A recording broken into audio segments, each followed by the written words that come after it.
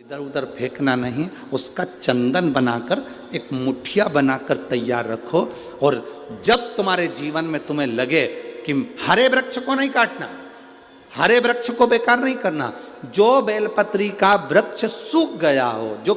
पत्ती नहीं आ रही, फल नहीं आ रहा है, पूरा सूख गया, उसको तुमने बजा कर देख लिया कि बेलपत्री का वृक्ष पूर्ण तरह से सूख चुका है, ये किसी काम का नहीं रहे, थोड़े समय के बाद लोग इसे काट लेंगे, उसमें पत्ती नहीं आती, फल नहीं आता, पूरा सूख गया है, उसमें ना पत्ती है ना फल है, अड़भंगा है, बिल्कुल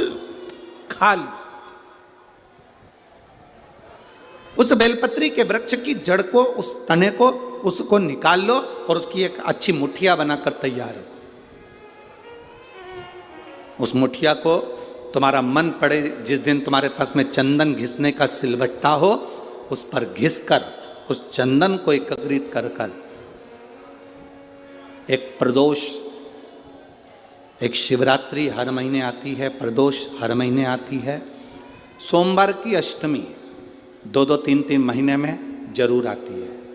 अगर आपने प्रदोष के दिन शंकर भगवान को बेलपत्री का चंदन लगाया है, शिवरात्रि के दिन आपने बेलपत्री का चंदन लगाया है,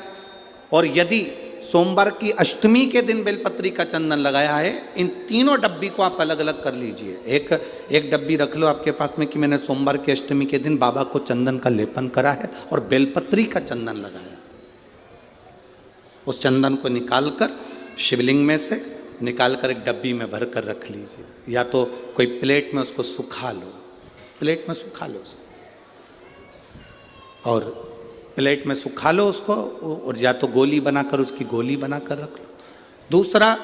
प्रदोष के दिन बाबा को जो तुमने बेलपत्री का चंदन लगाया, परंतु याद रखना हरे वृक्ष की डंडी को नहीं सुखाना है, सूखा हुआ वृक्ष।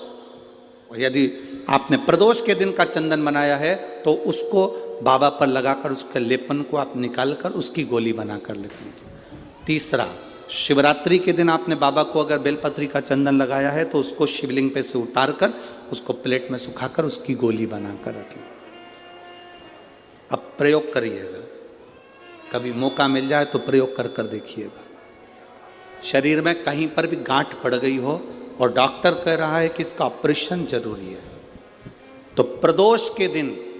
जो आपने बाबा के ऊपर बेलपत्री की जड़ का जो चंदन का लेपन करा है और उसकी जो गोली बनाई है, उसको 15 दिन तक रोज एक गोली पानी से निगलना प्रारंभ करो। कुंदकेश्वर महादेव का नाम लेकर उस गोली को खाना प्रारंभ करिए। आपको 15 दिन के बाद डॉक्टर से जांच कराने के लिए जाइए, गठान धीरे धीरे गलना प्रारंभ हो गई हो, गांठ धीरे धीरे गल रही हो, उसका फल मिलता है। प्रदोष वाली बेलपत्र का, चंदन का जो गोली तुमने बनाई, उसका फल तुम्हें मिलेगा। अब सोमवार की अष्टमी के दिन का जो चंदन है, बाबा को जो तुमने बेलपत्री का चंदन का जो लेपन करा है, देखिए डॉक्टर हनुमान जी के यहाँ पर ये कथा चल रही है, करने वाला डॉक्टर हनुमान जी हैं, कराने वाले डॉक्टर हनुमान जी हैं, और सुनने वाले डॉक्टर हनुमान जी हैं, और बोलने वाले भी डॉक्टर हनुमान जी हैं। कर लिया वो आपके ऊपर। दूसरे नंबर पर है सोमवार की अष्टमी के दिन का चंदन, जो आपने बेलपत्री के जड़ को घिसा है। फिर कहूँगा, इस बात को विशेष बार बार कह रहा हूँ कि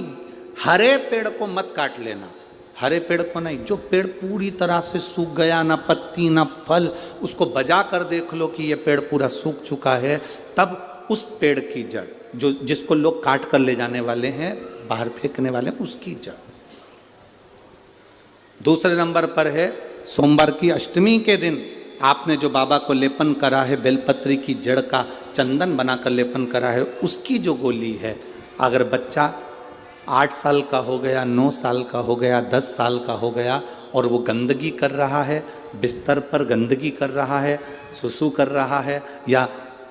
अचानक उसको भय हो जाता है, या किसी ना किसी तरह से उसको रोग ग्रसित हो जाता है, उस बच्चे को भी आप छोटी सी गोली हफ्ते में केवल एक बार, जो सोमवार की अष्टमी के दिन जो आपने चंदन का लेपन करा है, हफ्ते में एक बार उस गोली को